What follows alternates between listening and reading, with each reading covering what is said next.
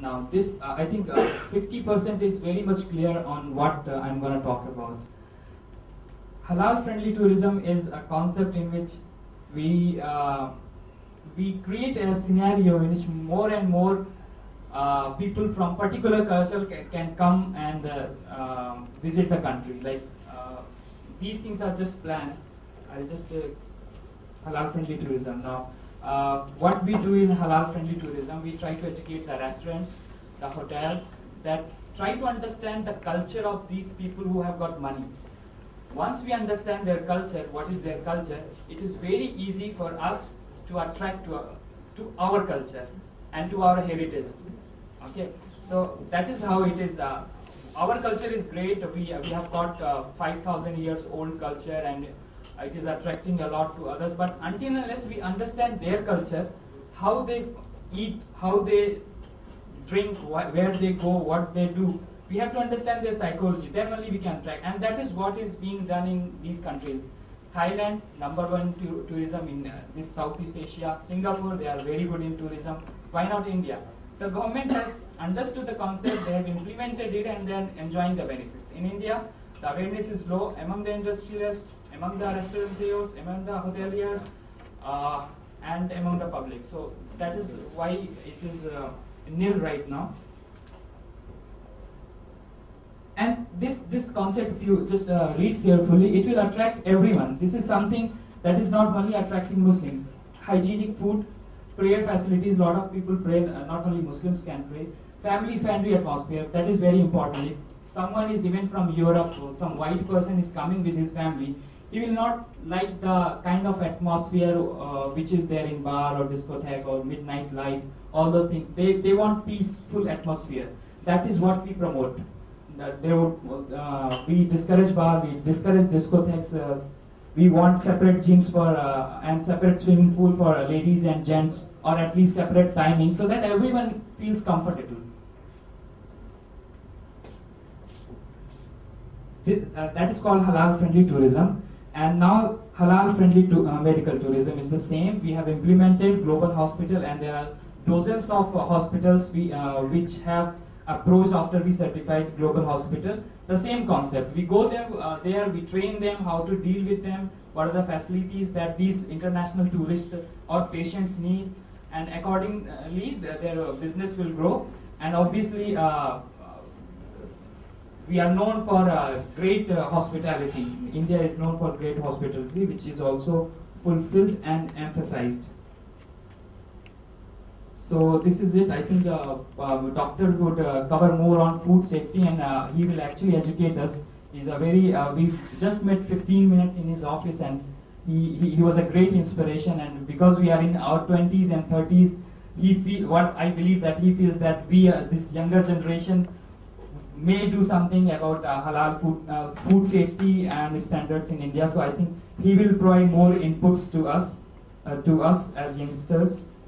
That is it from my side, and of course the Halal India Restaurant website is launched, and there are a lot of things that we are doing to promote this website, and hopefully let's keep in touch. Whoever is certified by us, who are planning to certify by us, it would be a great platform. I just want to emphasize that it would be a great platform to elevate your business to a new level.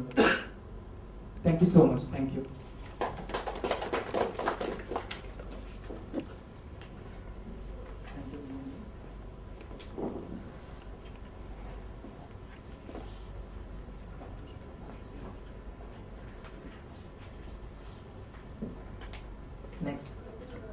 Next session will be Dr. P. Gugananda talking about promotion of food safety in restaurant. I welcome him with the loving hearts of all present, Dr. P. Gugananda.